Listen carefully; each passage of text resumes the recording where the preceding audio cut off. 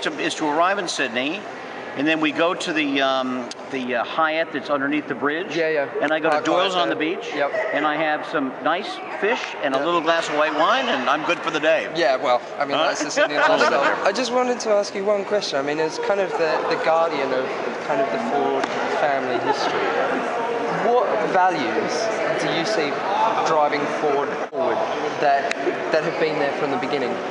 I mean, what really underpins Ford as a family company?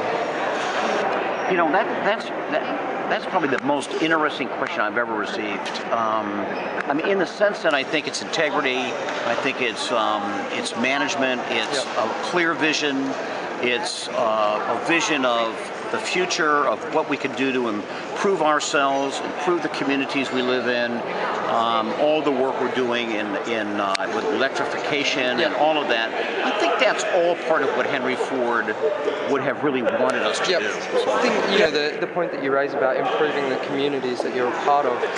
We've been seeing some really interesting stuff happening here, like with the Rouge plant, putting the green roof on, so on and so forth. I mean, do you see that kind of extending further out through the Ford empire? Oh, I think so. And taking a more active role in developing markets? Oh, no, absolutely. I mean, an electric car is an electric car, I think. I mean, I think the electric car you see in Detroit will be the electric car you'll see in Turin or Sydney or wherever. So I don't think there's any issue about that. I mean, electrification is electrification. And so, from my point of view, that's pretty exciting because that's going to reduce costs for us because it's a common car, common platform, common batteries, all of that. So I think that's going to go a long way to help us down the road.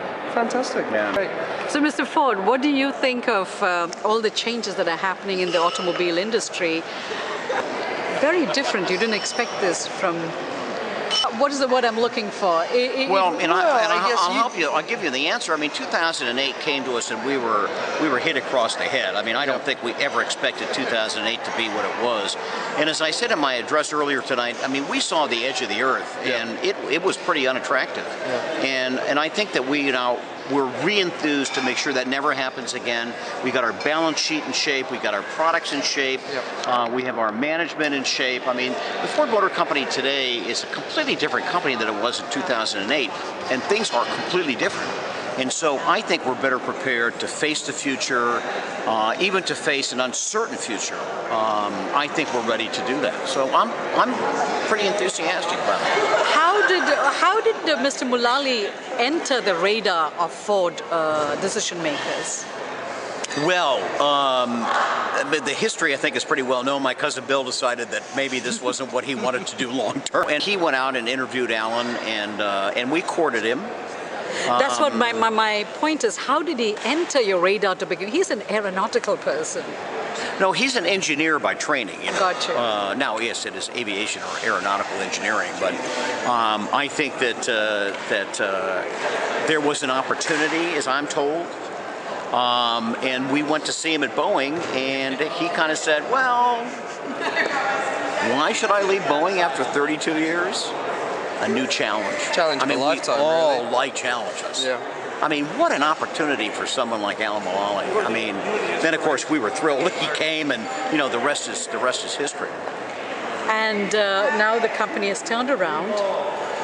Yes. In some ways, yes, with the EV and all the other things. Yes, it has. No, it has turned around. Yeah. Yes. And in the next 5 years, where do you think the company is going?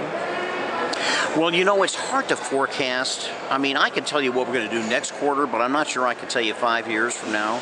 Because, the market changes. Who ever thought that 2008 was going to happen? None of us. I mean, we were all, happily selling cars in 2007. Things seemed to be all right. And then all of a sudden, boom, we hit a wall and things changed.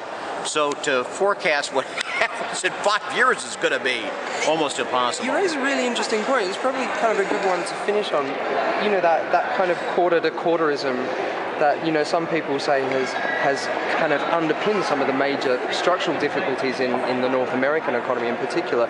Do you think that perhaps if you could push it out to kind of a longer-term 5-year strategic view rather than operating on a quarter-to-quarter basis, you might be... No, I mean, perfect. I mean, great question, because frankly, for me to sit here and say to you what I think is going to happen in 5 years is one thing. Now, of course. Ford Motor Company has a very concrete 5-year business plan. Yep. But for me to tell that about you would be inappropriate. Of course. And who knows? I mean, it's our internal measurements. Sure. It's how we believe what's going to happen in Sure. 5 years.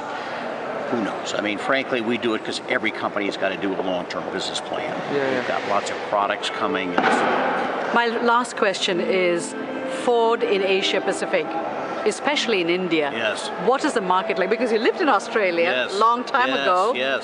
And now it's come full circle. Yes. Well, the China and Indian markets, are growing exponentially. Yes. I mean, we think that probably the Indian market and the Chinese market may be the two most robust markets that we deal in worldwide. We've got some great cars coming in India. We've got really neat cars coming in China. We're excited about our dealers. We're putting new dealers in India. We're putting new dealers in China. And we think that they're very robust markets. Thank you, Mr. Ford. Good, my pleasure.